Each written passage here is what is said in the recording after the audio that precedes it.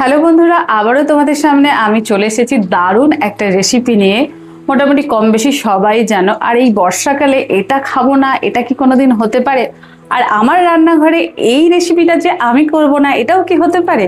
তো ভাবলাম চলো আজকে আমি ঝটপট ভাবে কিভাবে ইলিশ মাছটা রান্না করছি সেটাই তোমাদের সঙ্গে শেয়ার করছি। তো চলো উপকরণগুলো আগে দেখিয়ে নিই কি কি উপকরণ লাগছে।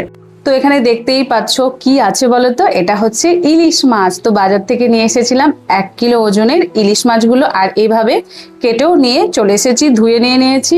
আর এর মধ্যে হলুদ আর লবণ মেখে রেখেছি। আর এটাতে কি কি লাগবে সেগুলো জাস্ট একটুখানি তোমাদেরকে বলে দিই। দেখতেই পাচ্ছ এখানে নিয়ে নিয়েছি কালো সর্ষে 2 চামচ মতো। সর্ষে ছাড়া কিন্তু একদম ইলিশ মাছ ভালো লাগে না। আর এখানে নিয়ে নিয়েছি হলুদ সর্ষে, এটাকেও নিয়ে নিয়েছি 2 চামচ। আর কি নিয়েছি এখানে তোমাদেরকে আরেকটু দেখিয়ে দিই। এখানে নিয়েছি কাঁচা লঙ্কা, আর নিয়েছি 7টা মতো কাজু, আর এখানে নিয়ে নিয়েছি আমি 4 চামচ মতো পোস্ত। তো এই সমস্ত উপকরণগুলোকে এখন আমি কি করব বলো তো, এখন সমস্তগুলোকে আমি মিক্সির মধ্যে পেস্ট করব। তো এখানে দেখতেই পাচ্ছ এখানে এখন সমস্ত উপকরণগুলো এক এক করে দেব, আর তারপর ভালো করে পেস্ট করে নেব। আর ঝালটা তোমরা যেরকম খেতে চাও সেই হিসাবেই কিন্তু ঝালটা দেবে। আমাদের বাড়িতে মোটামুটি সবাই কিন্তু ঝাল খেতে পছন্দ করে, যেহেতু ইলিশ মাছ বলে কথা। তো মোটামুটি অনেকগুলোই লঙ্কা দিয়েছি, দেখতেই পাচ্ছ। আর চ্যানেলটার নামও তো হচ্ছে ধানি লঙ্কা, একটুখানি লঙ্কা না দিলে হয় বলো তো? পরিমাণ মতো জল দিয়ে আমি এটাকে ভালো করে পেস্ট বানিয়ে চলে আসছি। দেখতেই পাচ্ছ আমার পেস্টটা একদম রেডি করে নিয়েছি, আর একটা বোল নিয়েও চলে এসেছি। তো এখন আমি পেস্টটা এর মধ্যে অ্যাড করে দিচ্ছি।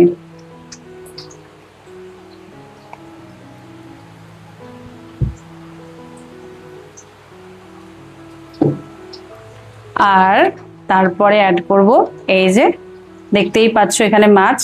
এই মাছগুলো একটা একটা করে দিয়ে এর মধ্যে লবণ, হলুদ আর সর্ষের তেল ছাড়া তো একদম ইলিশ মাছ হবেই না, তো সর্ষের তেল তো দিতেই হবে। তো দেখো মাছগুলো রেখে নিলাম। তো এখন স্বাদ অনুসারে দিয়ে দিচ্ছি লবণ, আর দিয়ে দিচ্ছি এখানে যেহেতু হলুদ মাখানো মাছটা ছিল এই জন্য পরিমাণটা একটু অল্প দিলাম। তারপর যেটা সব থেকে দরকার সেটা হচ্ছে সর্ষের তেল। তো সেটাও এখন আমি পরিমাণ মতো অ্যাড করে দিচ্ছি।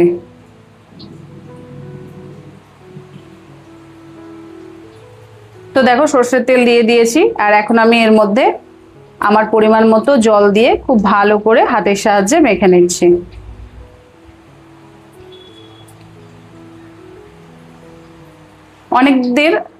অনেকের আবার ইলিশ মাছ পছন্দ করে না, আবার অনেকজন ইলিশ মাছ খেতে খুবই পছন্দ করে। তো আমি এভাবেই বানাই, তো ভাবলাম চলো তোমাদের সঙ্গে একটুখানি শেয়ার করে দিই। এই যে মিক্সির জারটা ধুয়ে যে জলটা, সেই জলটাও এখন আমি এটার মধ্যে অ্যাড করে দিচ্ছি। আর কড়াইটাও খুব ভালোভাবে গরম হয়ে গেছে। আর দিয়ে দিচ্ছি এখানে এই দেখো মেখে রাখা যে ইলিশ মাছটা, সেটাও এখন একটা একটা করে দিয়ে দিচ্ছি।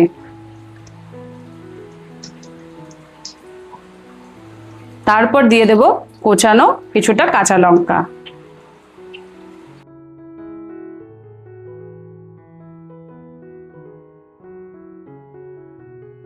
এই যে এটাও এখন আমি দিয়ে দিচ্ছি। তো এখানে দেখতে পাচ্ছ আমি আরো কটা লঙ্কা দিয়ে দিলাম এখানে, আর চিড়ে নিয়েছি লঙ্কাটা। তারপর এখানে এই যে থালাটা এখন আমি ঢেকে দিলাম মোটামুটি 15 মিনিট। 15 minutes later. ঢাকাটা খুলছি, খোলার পর শুধু দেখতে থাকো। ওফ, দারুন দারুন। তো এই যে মাছগুলো কিন্তু একটাও ভাঙেনি, আর এত সুন্দর সেন্টটাও বেরিয়েছে। তো এখন আমি গ্যাসটা বন্ধ করে দেব, আর এর মধ্যে আরেকটু দিয়ে দেব সর্ষের তেল। তো এই যে আমার কিন্তু রান্না পুরো কমপ্লিট, গ্যাস বন্ধ। এবার এর মধ্যে আমি দিয়ে দিচ্ছি সর্ষের তেল, যেটা ইলিশ মাছে না দিলে কিন্তু একদমই ভাল লাগে না। এই যে এখন আমি পরিমাণ মতো, পরিমাণ মানে যতটুকু মনে হচ্ছে ততটুকুই দিয়ে দিচ্ছি এখানে সর্ষের তেল। তে মোটামুটি একটুখানি ভালো করে এই যে একটু দাঁড়াও, লবণ মিষ্টিটা একটু চেক করে নিই, নাহলে তো ভাত যখন খাবো তখন তো ভালোই লাগবে না। তো লবণ মিষ্টিটা জাস্ট একটু চেক করে নিয়েছি, একদম ঠিকঠাক। তো দেখো বন্ধুরা, একদম আমি চলে এসেছি, কি বলতো, ইলিশ মাছের পুরো রান্নাটা রেডি হয়ে গেছে। সর্ষে ইলিশ পোস্ত, আর তোমাদের সঙ্গে একটুখানি শেয়ার করে দিলাম জাস্ট ফাইনাল লুকটা। যাদের যাদের খেতে খুবই ভালো লাগে অবশ্যই আমাকে কমেন্ট করো, আর চলে আসো ধানি লঙ্কা কিচেনে।